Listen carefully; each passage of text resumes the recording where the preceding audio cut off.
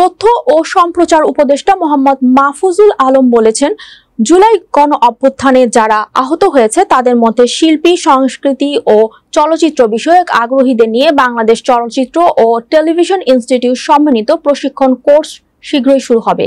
এই কোর্স চালুর বিষয়ে উদ্যোগ গ্রহণের জন্য তিনি কর্তৃপক্ষের প্রতি আহ্বান জানান।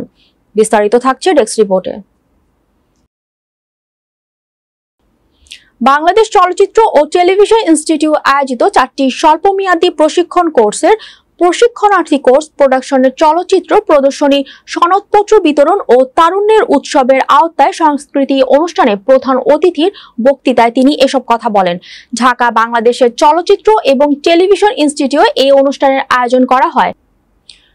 জুলাই গণ অভ্যুত্থানে আহতদের সম্মানজনক পুনর্বাসন উপর গুরুত্ব আরোপ করে তথ্য ও সম্প্রচার উপদেষ্টা বলেন, যারা জুলাই গণ অভ্যুত্থানে আহত হয়েছেন তাদের পছন্দ অনুযায়ী শিল্প, সংস্কৃতি ও গণমাধ্যম জগতে আসা প্রয়োজন। এতে দেশ ও জাতীয় উপকৃত হবে। জুলাই গণ অভ্যুত্থানে আহতদের বিষয়ে তথ্য ও সম্প্রচার মন্ত্রণালয়ের উদ্বেগ তুলে ধরে তিনি বলেন, প্রেস ইনস্টিটিউট বাংলাদেশ উদ্যোগে গণ অভ্যুত্থানে আহতদের সাংবাদিকতা বিষয়ে বেশ কয়েকটি প্রশিক্ষণ দেওয়া হয়েছে। জাতীয় গণমাধ্যম ইনস্টিটিউটে স্বল্প সময়ের মধ্যে এই প্রশিক্ষণ শুরু হবে।